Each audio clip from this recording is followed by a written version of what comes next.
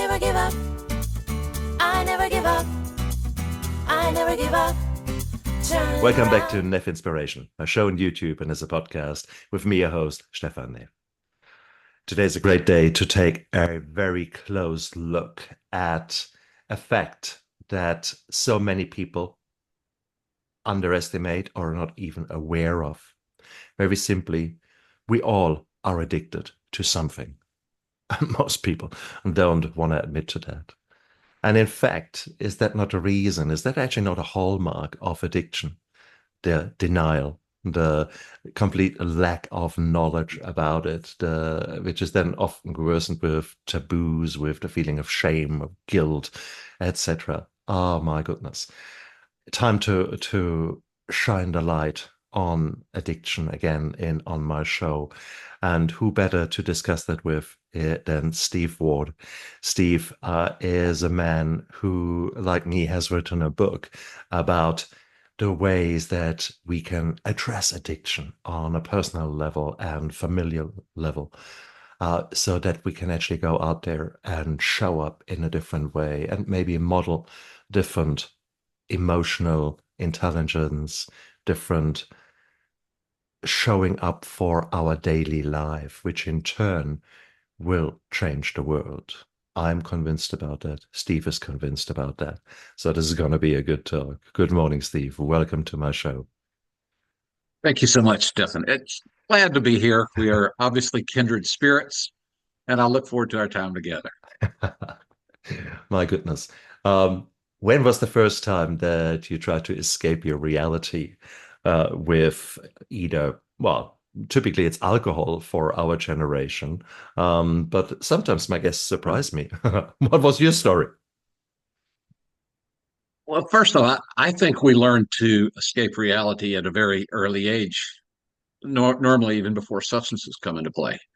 In other words, if you study human behavior, either emotionally, spiritually, or personally, right, at very early ages, we start forming coping mechanisms to how we deal with the world, right? We find ourselves in a situation where we feel insecure, so we either flee from that, or we isolate, or we choose to dominate or control the situation. So in a way, we find ways to escape from reality through our behavior. We develop a pose that it gives us a way to deal with the world. But invariably, the poses we choose don't work as well as we'd like. So as we get older, we sometimes will choose a substance or another behavior to do that. For me, alcohol was my primary escape mechanism of choice. I was 15 when I started drinking, and I did it for the same reason that many people use substances. It made me feel the way I wanted to feel. I didn't have a terrible upbringing, or I didn't have trauma really going on. I was doing very good in school. I had friends, but I wanted to feel more connected and more calm and more cool than I felt myself to be. And I'll be darned, I found a substance that tricked me into thinking it would help me feel that way. Yeah. Beautiful. But isn't that weird? I have yet to meet any teenager who feels happy and content in their skin. By definition, this is impossible. By definition, even with the best upbringing and the best skills. And my goodness, if you were brought up in a very emotional, intelligent, rich environment with your parents knowing every skill, you still feel like an idiot, like a dick, and you still have the same things going on inside your head. 80,000 thoughts a day, all nebulous, but 80% of them are negative and are telling you what a failure you are, how unlovable you are, how whatever your brain decides, whichever lie it decides to present to you as truth. Yeah, you had a lot of wisdom in what you said. And one I'll pick up on is, first off, I would suggest that all of us, even the most mature acting older people, are less mature and less secure than we act, right? We all have stuff going on. It's true. And if we even accept it ourselves, we certainly don't talk to other people about it. But young people especially, right? So you take the fact that everybody has things going on, and now you put it into the body of someone who hasn't figured out how to live real life yet. They just don't Yeah. have the experience. And young people are facing so much anxiety and so many negative messages coming at them through the addiction device that they all carry around with them. Um, that you're right. Young people are ranging from insecure, left out, and wanting to fit in to conflicted about what's right and wrong to, in some cases, hopeless. And it's tragic. And so our nonprofit actually does a lot of work to try to reach upstream through parents of teenagers and the teenagers themselves for that very reason, to try to prevent negative things from before they get to the point where they're absolutely disrupting lives, you Mm, know. exactly. Are things getting worse or are things getting better? You would think that with all the social media awareness and increasing, increasing changes within society, there should be a greater awareness, therefore also of resources for teenagers. What is your personal experience on the front lines? Uh, as is normally the case, I think some things are getting worse and some are getting better. The pressures on young people are getting worse. In other words, when I grew up, yeah, I kind of wanted to fit in. I wanted girls to like me. I Mm, wanted to be seen as quote as a man. I had all those things are still there, but the number of choices and the amount of information mm, and being shoved at teenagers these days mm, is multiplied 1,000-fold. mm, And what they don't discern is that a lot of the information that they're getting is faulty. Whether it be presented in global means or certainly again through the primary form in which they communicate with the rest of the world, which mm, is a flawed form of communication. mm, I mean, the number of hours that most teenagers spend on social media today is staggering. And they indeed. don't take into account that there's very little on social media that you would say is absolutely real. It's true. It's normally, at best, a derivative of the truth. And more often, it's a fake version of the truth. So they're dealing with that. And young people have 70% more anxiety than even older people. It's paramount. It's to the point where and this is a statistic I don't even like to talk about, but the hopelessness of youth is represented by the fact that 19% of young people contemplate suicide. That means 1 out of 5 consider the notion that taking their life is better than continuing. That's mind-boggling to me. And the behavior that leads up to that is what creates problems with substances and other destructive behaviors. You touch upon a very many beautiful points there. I think the reality is, let's be honest with each other. The If you look at statistics of suicidal thoughts, it's actually 1 in 20, 1 in 10 have contemplated suicide, had suicidal thoughts in the last 12 months. That is sort of one statistic that I've come across. Having said that, in my personal circles, I'm mid to end 50s, I'm 58. Many of my friends and associates are sort of the same age group. The last 10 men I have spoken to have all considered suicide within the last 2 years. And the only reasons that they did not follow through was because they did not want to leave their children with the flow on results and did not want to model that. That was the only thing that stopped them. Now, that's a hell of a different statistic. Might be quite skewed, but then again, I mean, relationships break down very easily, and divorce is a bitch. Um, the economic downturn, the flow-on effects of COVID, the deteriorating health of our nation, of your nation, definitely. You leading the pack in poor nutrition. After all, SAD is the abbreviation for the standard American diet. Say no more. But then again, Yeah. the rest of the Western world is only a few years behind. Let's not be silly here. So this is so multifactorial, but we see it in those statistics, in those just when we just talk to people and start scratching on the surface and actually have meaningful discussions and be honest and open and vulnerable. And suddenly you see a very different truth out there. Yeah. But and one component of it is how many people are really having open discussions where they are honest and transparent and vulnerable. Mm. It's a relatively small number.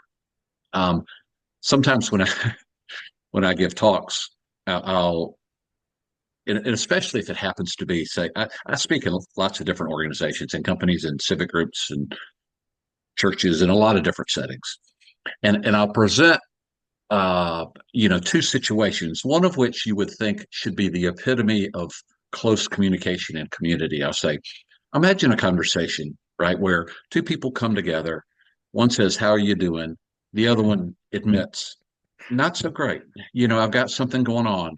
And the first person shows empathy and moves closer to this person and asks deeper questions and sincerely wants to know what's going on and follows up and says, "Let's go talk about this deeply." Okay. Imagine that's one conversation. Imagine a similar conversation where two people come together. One says, "How you doing?" The other one says, "Fine," even though they're not.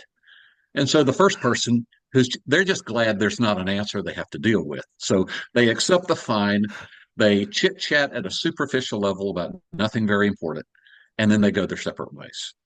Right. And then I say, if one of those conversations happened at a recovery meeting and one happened in the lobby of your church or company, which do you think was which? And I use that to make the point that people in real life do not share what's going on. They don't. And it's one of the many things I love about the world of recovery and the people in recovery is that, we're all flawed individuals. People in recovery just know it. and they're willing to, with humble gratefulness, share their flaws with other people and try to be a benefit to them. I find that invigorating. Absolutely. I couldn't agree more. And it is this instant brotherhood and sisterhood that is developing because the moment you're opening up, making yourself vulnerable, you realize that you are likely to receive empathy from someone who has been in similar situations. And the chance that someone has been in similar situations is just much greater in a recovery program or in a similar scenario where people are at a similar part of their path. They are not starting from scratch, are not even aware of what they are not aware of. So I think that is the important bit. Wow. Okay. Um, Yeah. but let's go back to your story. Here you were as a young man learning this beautiful dopamine rush of alcohol. And that, of course, affects the deep-seated memory perceptions and links within your brain. And you lay down this fact that alcohol is good, alcohol is the best thing ever. And very quickly, there are also different links, as in, yes, I know I've done some stupid things, but don't worry about it. That immediate fix is so beautiful. Oh, give me another one. How long did those memories ride you like a monkey on your back? Well, my path is one that even at a relatively early age, I'll say this continued for 2 or 3 decades.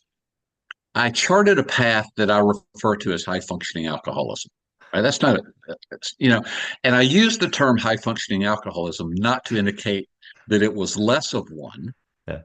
but only that I was able to keep it compartmentalized enough that I was able to live a very productive, successful life, right? Professionally and personally. And there were almost no one who would have guessed that I was an alcoholic. Now, it was still just as strong an addiction. It was just compartmentalized. I was able to keep it into a certain part of my life.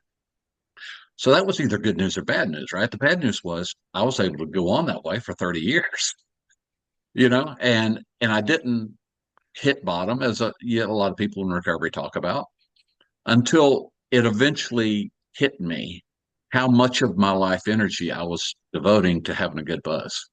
And I tried to extrapolate what would the rest of my lifetime be like this compared to what it could be.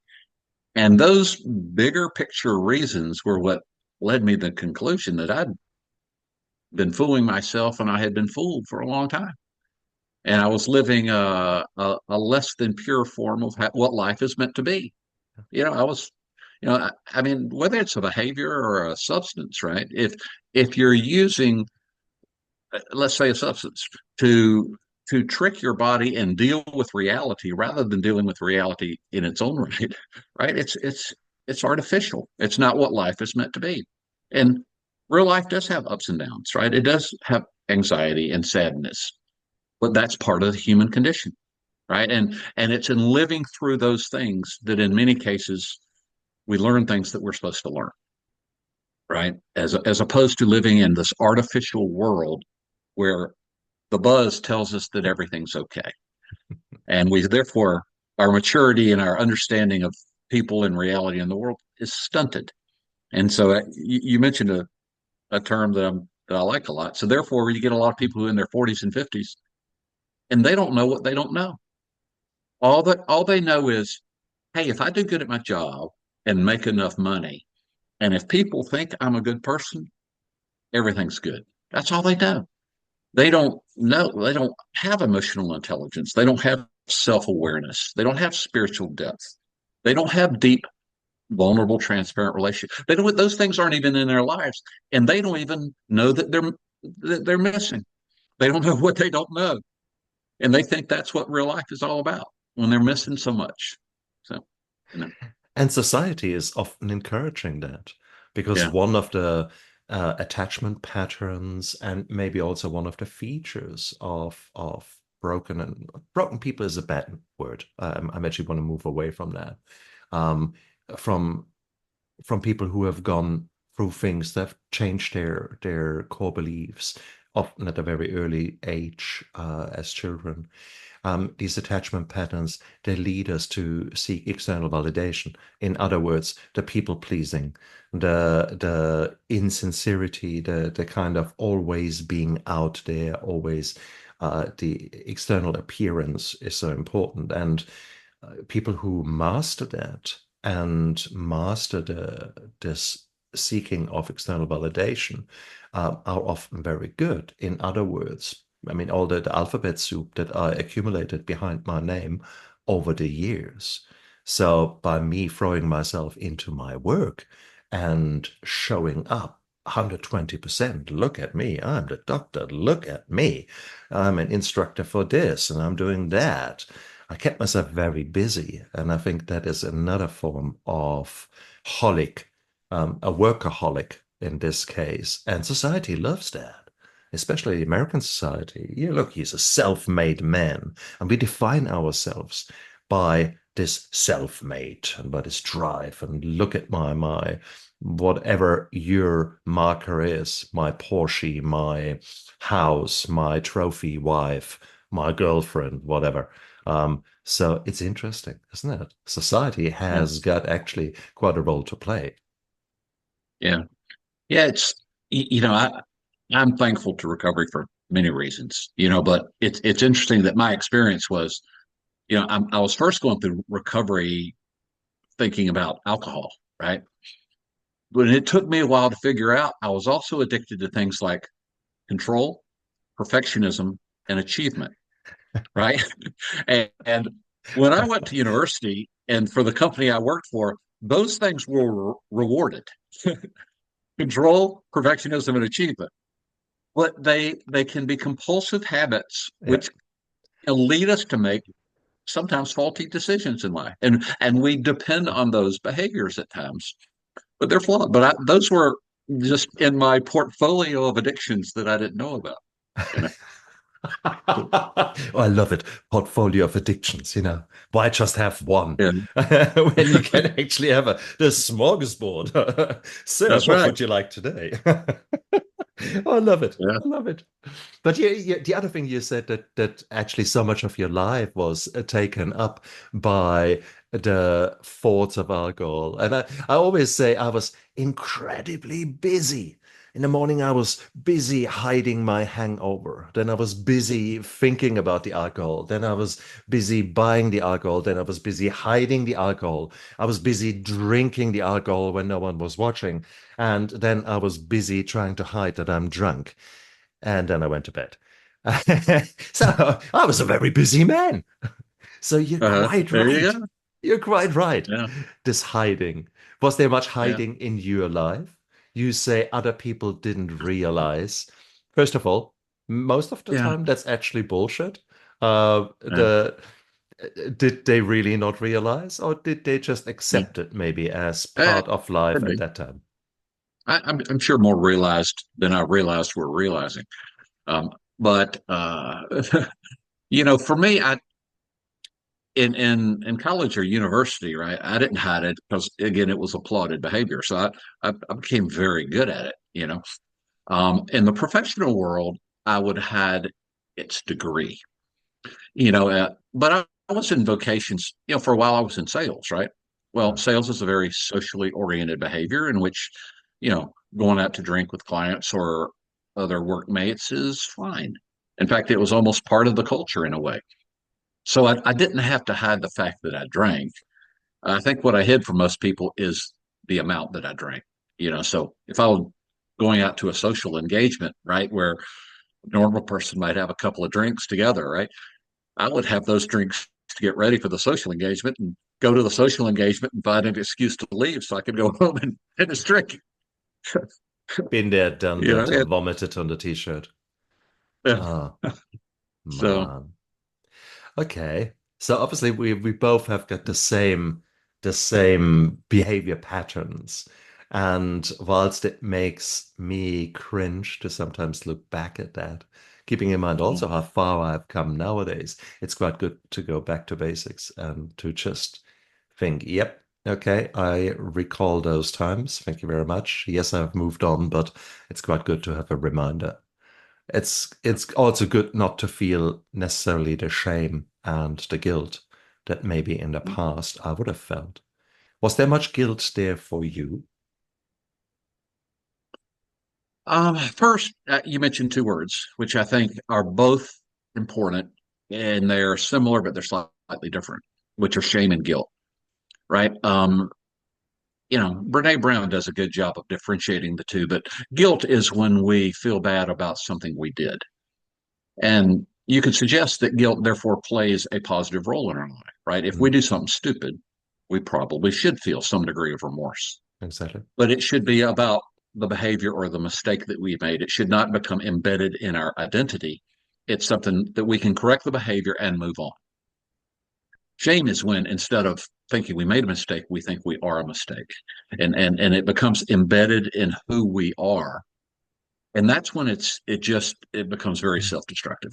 And mm, I don't have research to back it up, but it seems like a lot of people who get into addictive patterns that shame becomes a part of that, mm. right?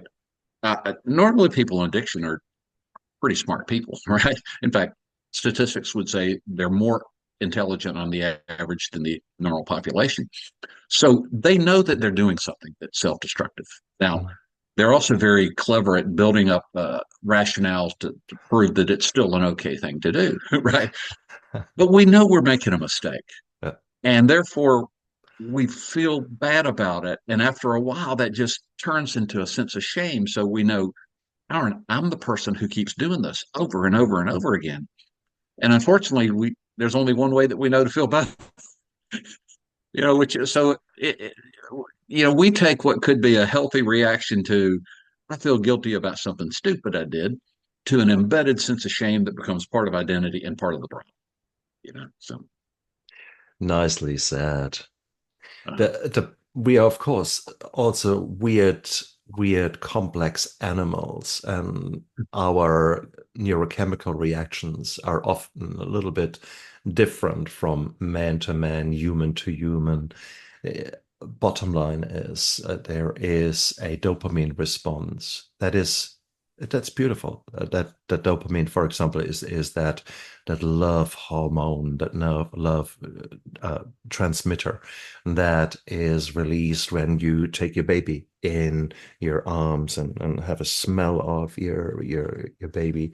Immediately, men are getting that flush of dopamine and reduce their testosterone, reduce their fight, their let's eat the baby kind of thing. So you get all that love coming through. Now, those people who are quickly taking to alcohol often have got a far more pronounced dopamine response.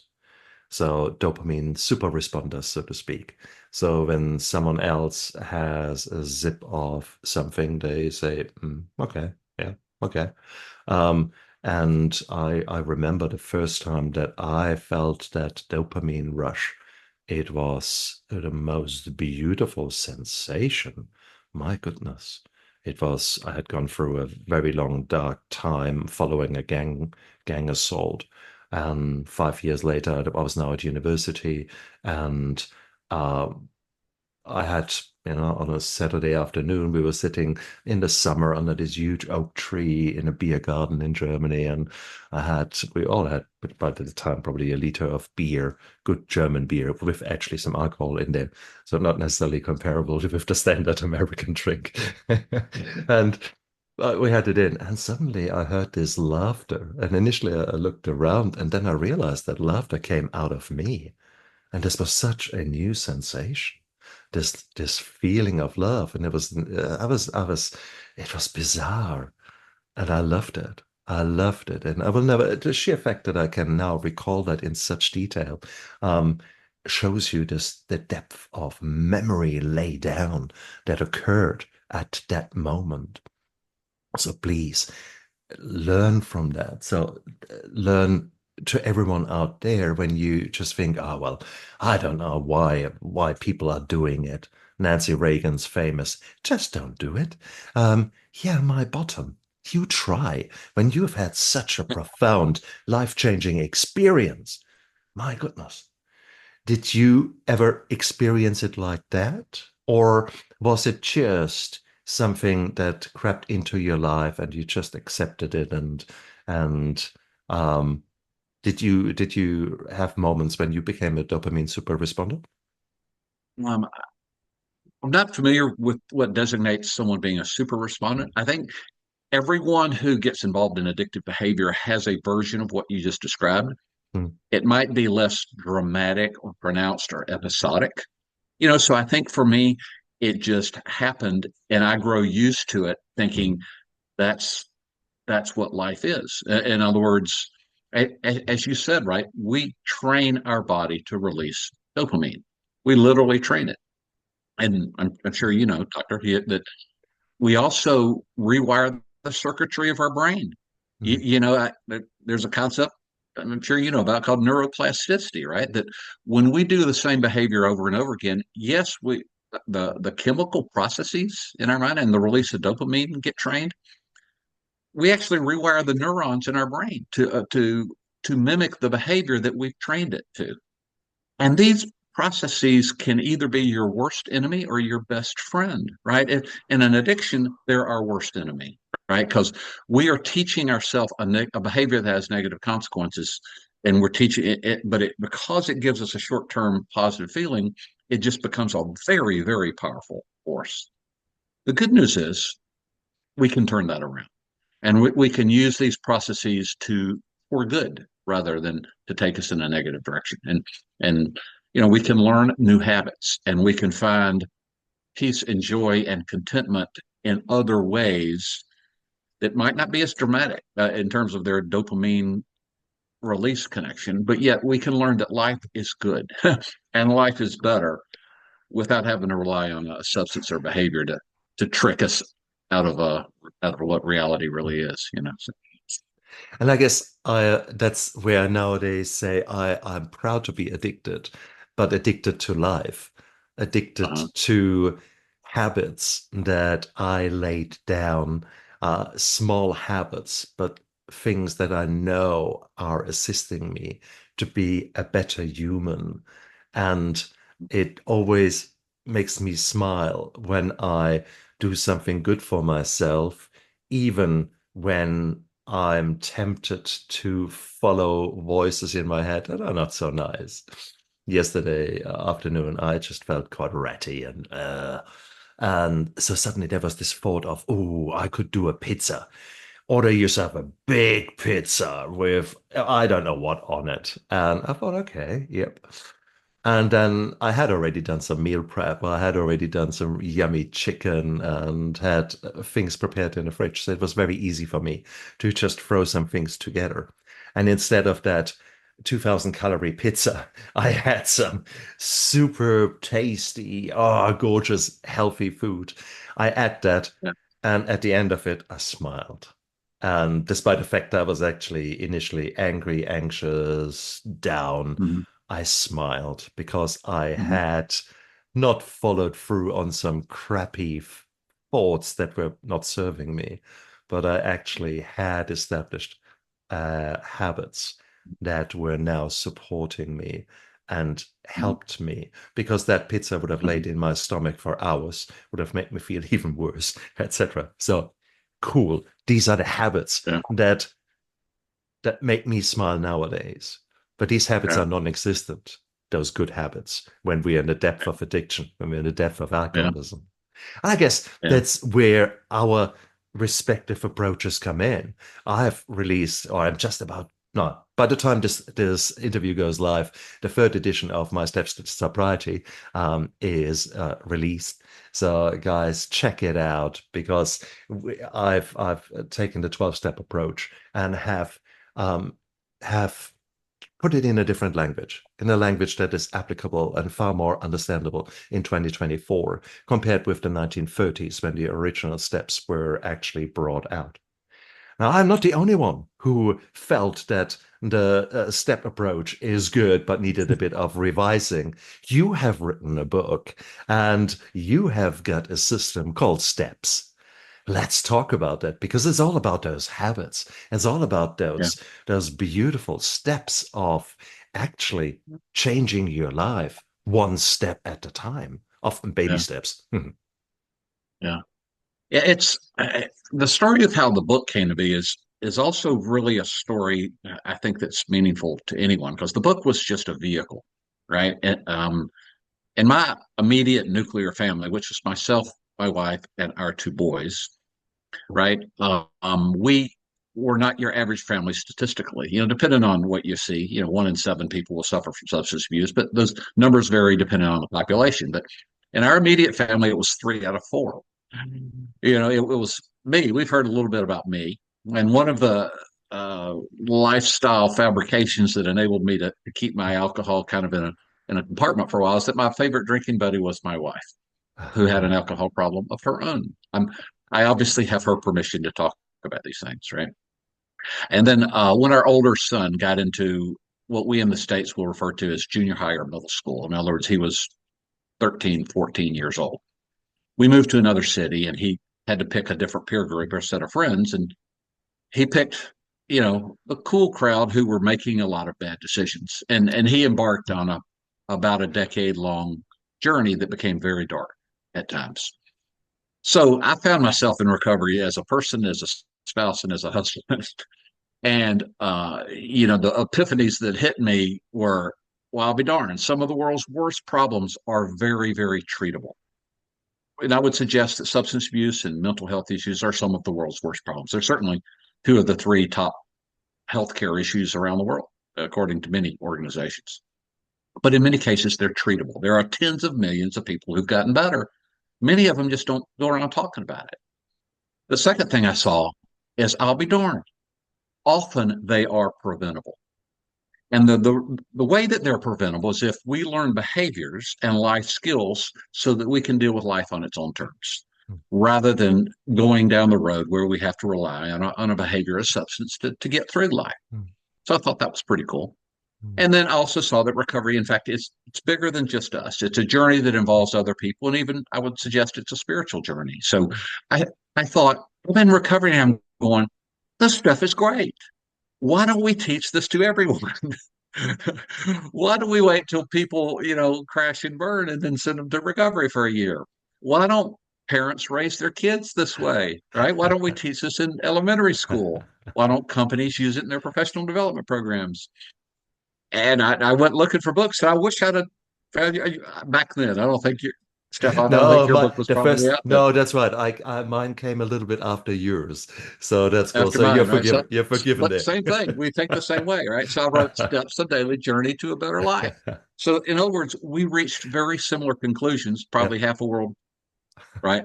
That these are well proven, effective life strategies that are applicable for anyone. Yes, they can help you in recovery to deal with a bad habit and learn to deal with life on its own terms. Absolutely. I would suggest they are good for anyone to live life better. And if you do that before you adopt these habits, perhaps you can avoid some of the problems that that happen to many of us. Oh, So hell. The problem is when you're young, you're bulletproof. You're full of yeah, testosterone or a mixture of estrogen and progesterone. Um, yeah, Shaken, not stirred. And it's just, oh, for crying out loud. Nowadays, we have got the opportunity for young people to get access to those, but they do not read them, is it? As if my two boys would have ever read my book, as if my two boys would ever listen to any of my shows. And they are yeah, 21, 22.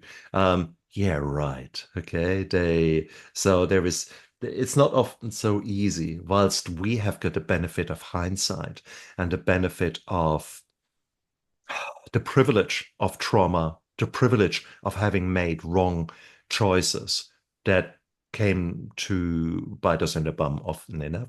Um, they haven't had that privilege yet. They still need to go through it. And it's only then that they will be open to actually take very important knowledge in and increase their emotional intelligence. So I yeah, think this is there's this beautiful saying that is going back to actually Plato. But when you read it, it sounds like you and me talking about the younger generation. My God, these children, they're disrespectful. They're eating with their mouth open. They are so blah blah blah blah. And it sounds very, yeah, absolutely. This could have been one of my friends, and it was written 3,000 years ago. Okay, so I think certain things are mm, meant to repeat themselves. But I mean, the steps, the steps actually. There are obviously the 12-step program. That was sort of probably the original steps. Uh, the steps for you is, however, an acronym, isn't it? It is yeah. basically STEPS, also means something. Please explain that to me. Yeah, I'll try to do this in just a couple of minutes. And if people are familiar with recovery, I'll set its foundation for where they came from. But if you've never heard of recovery, I'll try to make them logical as well. The 12 steps are the basis for a significant number of the recovery programs around the world, and they've worked for decades for millions of people. And I thought, but how do you synthesize these? And as Stefan said, put them into a language that normal people could understand. So in recovery, steps 1, 2, and 3 are asking people to recognize the fallacy that we're not in control of all of Mm, our lives, right? We can kind of control our choices and our beliefs, but we don't control other people or things or other things or outcomes even. mm, And that there is a power that's greater than us. I mean, if you happen to believe that there is a creator, which I do, right? There is a power out there that is greater than us, and many people, including me, label that as God because I think there is a God. But when we get outside of ourselves and understand that we don't have everything figured out mm, and that we need help from somebody else, that's surrender. That's what, and so the S in steps is for surrender, which is kind of represents what steps 1, 2, and 3 of the mm. 12 steps talk about. Steps 4, 5, 6, and 7 are now trying to have us be honest with ourselves, become more self-aware that we make mistakes, because we all do. And those mistakes have negative consequences. But if we will become more aware and become humble enough to work on those in a methodical, systematic way, our lives will be better. And that part of that problem is to admit those mistakes to other people. That's kind of, so the T in STEP stands for transformation, because it is transformation when we understand that we all make problems, and that just means we're human. Nobody's perfect. We're normal, but there are things that we can do to get better if we, with humility, step up to them. In the 12 steps, steps 8 and 9 talk about our relationships, right? It's having honest relationships and accepting forgiveness from others and forgiving them for the things that we've done, that they've done. So the E in steps is for empathy, which is where forgiveness and love and community start, which is understanding the other people that we deal with. The P in steps is for progress, which just means it kind of corresponds to steps 10 and 11 of the 12 steps, which means put daily and weekly habits in place so that we keep our track on our own behavior. We keep doing the right things personally and spiritually, and we keep making progress in the right direction. And then the final S is for service, which one of the coolest things about recovery is that so many people who go through it come out of it so thankful for the transformation that they have seen in their own lives, that they want to take that message to other people and be of service to other people. And I think it's part of how we're designed. We don't know it sometimes but it's a breakthrough to figure out that we are actually designed to be of service to other people, and that we find our higher calling only when we accept that as part of our lifestyle. So I get carried away when I start talking about this stuff because I'm excited about it. But that's where the STEP and S came from. So, and I adore your passion, because that is really, that is your destiny, your mission in life, because you've ticked many other things off, and you came to one point in your life and you thought, is that really it? Is that really what it is all about? And suddenly you felt compelled to write this book. You went out there, you opened yourself up, not just in a meeting or into a small group of people, but you said, actually, it's time to make it available to more people out in the world, because you had this conviction that if things have helped you to live a better life, it would be criminal to hold back and not become, a mouthpiece for living a better life. And for that, I congratulate you. This is just so beautiful. I love the way that you use empathy for steps 8 and 9, because originally these were the making amends kind of things. And making amends is really, really good. So it's basically looking at the past, what have you done wrong, and maybe what can you do now to set things from the past right. Empathy is so much more. Empathy is living right now and looking into the future. And I think that is so important. And that's where it becomes so interesting. Getting sober, sobriety is only just a starting point. You're sober. Yeah. Now what? Because now you have to live a life that continues to be full of challenges and full of trauma and full of new things that you didn't really like so much. And how do you deal with that? And I think that is where there are so many beautiful principles out there that are often, for the first time in someone's life, being talked about and practiced within the recovery, immediate recovery, sort of the first 3 months, the first year, etc. But from there, there are so many points, so many tactics, so many skills, so much emotional intelligence that we can accumulate, and that we constantly, if you choose to, get aha moments. And that is what I love so much by talking to people like you, by actually opening myself up and being authentic and vulnerable, and therefore allowing you to do the same.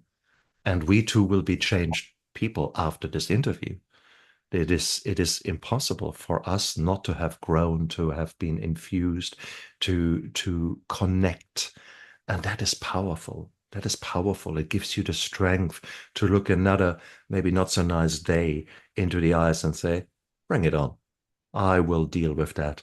I will not try to escape reality, but I'm actually now taking active steps, small baby steps, but steps in the right direction to actually help myself to be stronger, more resilient, more satisfied with the way I show up for myself."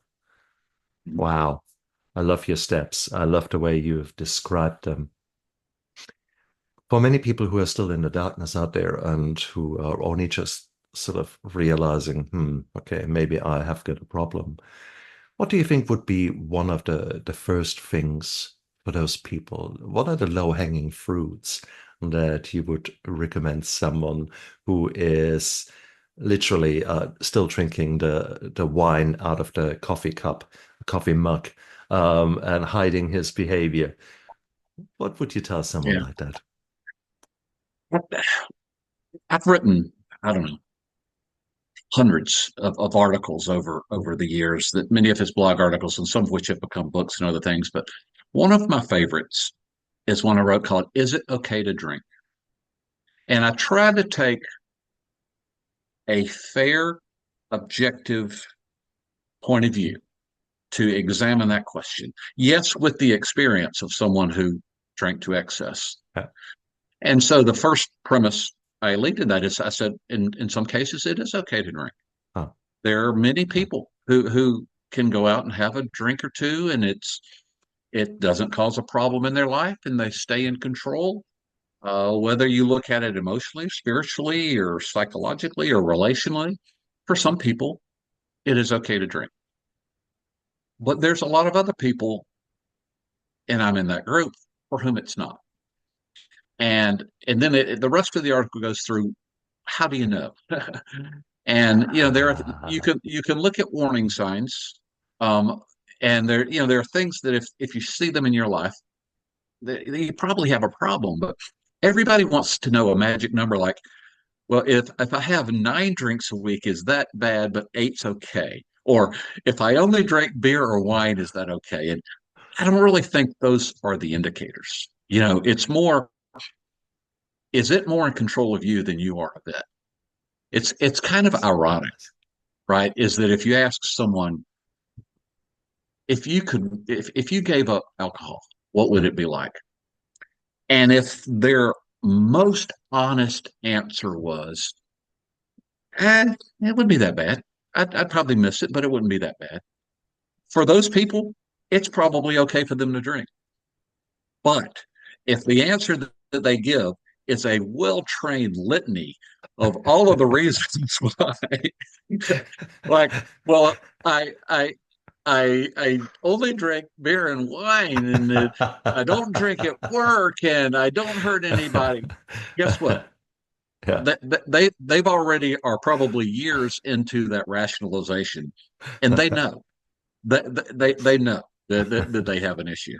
So I It just is. come down to, are you in control of it, or is it in control of you? Yeah. And the other thing they teach in recovery, which is a very basic tool, but it's useful, which is to count the cost of your drinking.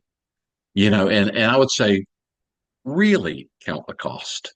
In other words, let's say you're a 45-year-old man who's successful at your work, and you're a husband and a dad, and you drink a good bit, and you think it's no problem.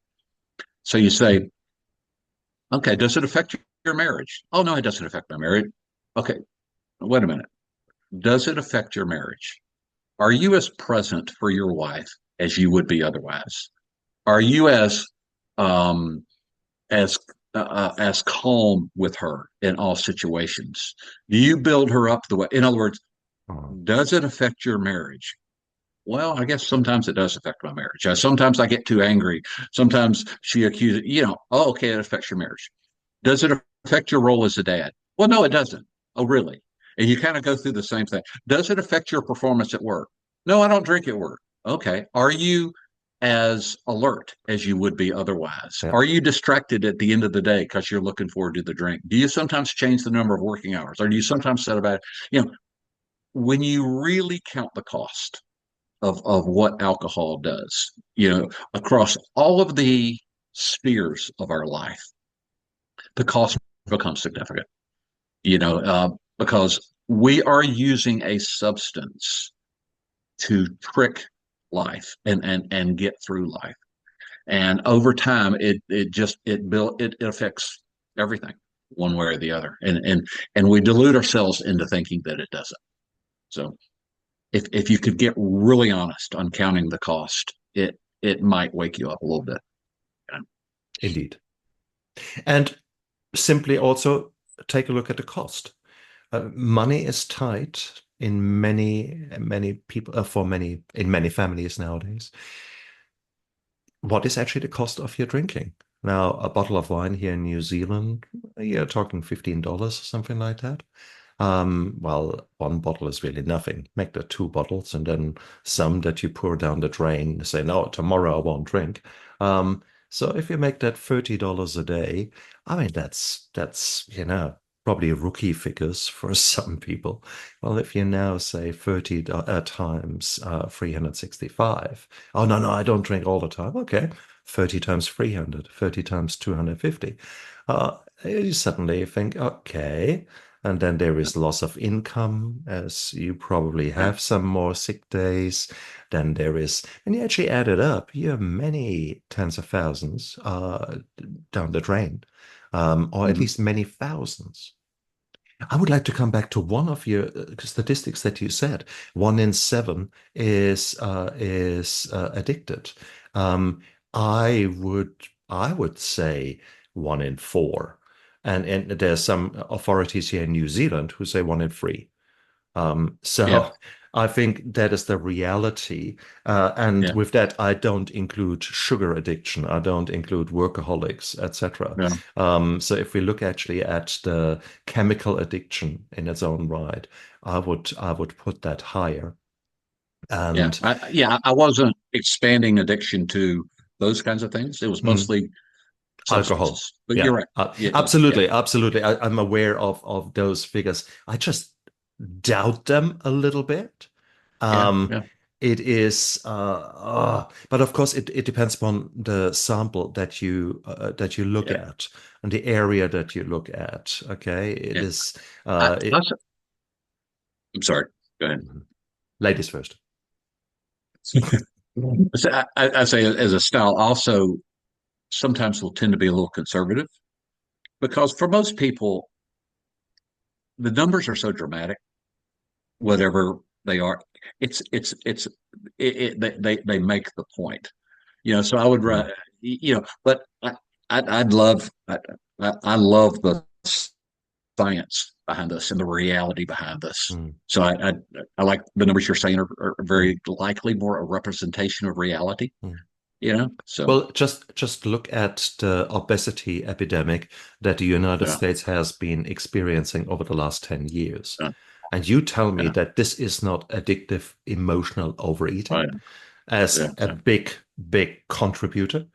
My goodness. So no, it's multifactorial, and there is no Yeah. easy answer, but it is certainly the indicators. If you just use surrogate markers, my goodness, things are not really getting much better when you look at obesity, diabetes, Alzheimer's, or similar chronic inflammatory conditions that are linked to poor nutrition, toxins such as alcohol, smoking, toxins such as those things that are in our food, in our air, in our water, the stress that we have, we are talking multifactorial, and therefore it's so difficult to tease that apart. You were saying, we want to know exactly how many drinks are safe.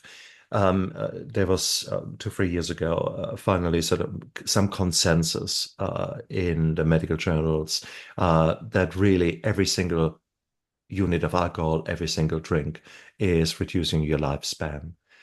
And certainly for many people, their health span. We know at least of 8 cancers that are linked to alcohol consumption. So there is a lot of biological damage being done, even if you were to completely discard the psychological issues such as addiction or us being less effective in our relationships. Some statistics say that if you are your chance of divorce is 1 in 3 in relationships where there is no alcohol involved versus 1 in 2, so 50%, where one partner is drinking heavily, the other partner not. Interestingly enough, if both partners are drinking heavily, then again, you're getting a bit lower in the incidence. So obviously, alcohol can be a very traumatic contributor to a life that maybe is not so fulfilled and not so great. So there are, but statistics, I mean, there are lies, damned lies, and statistics. So you can find something to prove your point one way or the other. I think it is worthwhile to just shine a light, just look yourself in the face and ask yourself 4 simple questions. The first one is, have you ever felt that you really should cut down on your drinking? Have you ever felt angry? When we say ever, in the last 3 months, 6 months, have you felt angry when other people were talking about your drinking? Have you felt guilty when you were thinking about your drinking? And the last question is, in the last 3 or 6 months, did you enjoy an eye opener? The Bucks Fizz in the morning to make you feel good, kind of a thing. The alcohol to actually get rid of the hangover or the withdrawal. If you answer one of these 4 questions, okay. If you answer 2, 3, you probably are on very slippery slope. And if you answer 4, welcome to the club. You have got full membership in the Alcoholics Not So Anonymous. And this is a simple test, the cage questions, that might be of benefit for you out there to consider if you want to invest a bit more time and maybe some money into seeking help and opening yourself a bit more up to yourself by learning. For example, by reading Steps, your book, by looking at Steps to Sobriety in my book. But there are so many other sources out there. You mentioned it, Steve. You have written a lot. You have produced a lot of material. If people want to know more about you, where can they find you? The best would be go to our website, which is lifeimprovementsteps.com. Again, lifeimprovementsteps.com. If you do nothing else there, I'd say sign up for the blog. Once a week, you'll get a nice message on how do you live life better. So I would do that. There's lots of free resources you can get there. If you want to get access to something by the time this airs, we have a landing page at thenextrightsteps.com/steps-workbook. And that will be if you just have a habit that you think is starting to become compelling in your life and you want to start on your own going through how do I start moving in a positive direction? We can get a free workbook there. Again, that's at thenextrightsteps.com/steps-workbook. But again, if nothing else, just remember the website, lifeimprovementsteps.com. There's a lot of resources there that can be helpful for you. And sign up for the blog just to stay in touch and get weekly tips and techniques. So. Brilliant. Guys, look down there into the description of the YouTube video and of the podcast, because all of the information is down there. Whilst you're down there, please like and subscribe so that we get the algorithms to spread the word that there is hope and that there is help out there. And it's just a matter of you accepting that maybe you're not so full of power when it comes to your life, and that maybe, just maybe, there is a better way out there for you to live. And rest assured, there is. We all have got the opportunity to live our life to the fullest. And the past does not equal the future. That is absolutely guaranteed. You write the next chapter of your story. So therefore, get all the help that you can find. Put a power team together where you're the dumbest member of the team. And that means, read books that lead you forward.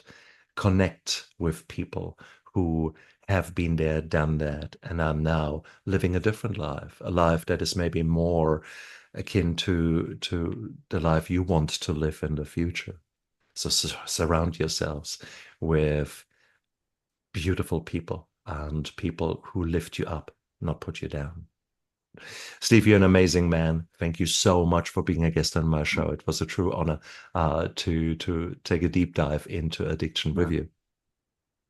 Stephan, we are obviously kindred spirits. I hope we can remain friends from across the world. I love what you're doing. I love the way that you think, and I love what you're.